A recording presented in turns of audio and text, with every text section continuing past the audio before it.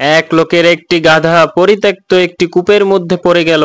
কূপ থেকে রেহাই পাওয়ার জন্য গাধাটি জোরে জোরে চিৎকার চেঁচামেচি করতে লাগলো। এদিকে সেই গাধার মালিক গাধাটিকে কূপ থেকে উঠানোর জন্য তার প্রতিবেশী লোকজনদেরকে ডেকে নিয়ে আসলো। সবাই যখন ওই কূপের পাশে এসে দাঁড়ালো, তখন তারা গাধার মালিককে বলতে লাগলো, ভাই, তোমার এই গাধাটিকে কূপ থেকে উঠাতে পারবো না। কারণ হলো, এই গাধাটিকে কূপ থেকে উঠানোর জন্য আগে রশি দিয়ে গাধাটিকে বাঁধতে হবে। রশি দিয়ে বাঁধার জন্য আমাদের যে কোনো একজনকে কূপের নিচে নামতে হবে।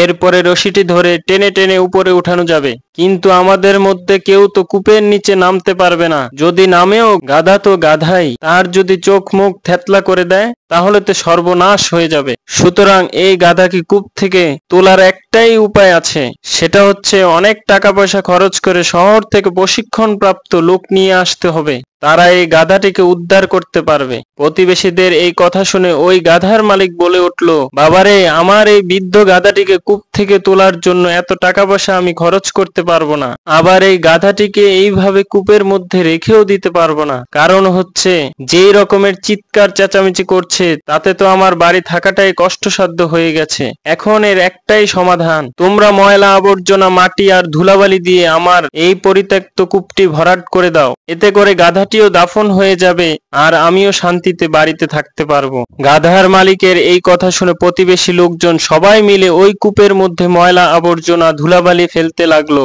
এদিকে কূপের মধ্যে থাকা গাধা মনে করলো তাকে উদ্ধার করার জন্য এই কর্মযজ্ঞ চলছে। এ কারণেই সে আরো জোরে জোরে চিল্লাতে লাগলো। গাধার চিল্লানি দেখে প্রতিবেশীরা আরো উত্তেজিত হয়ে আরো বেশি বেশি ময়লা আবর্জনা ফেলতে লাগলো।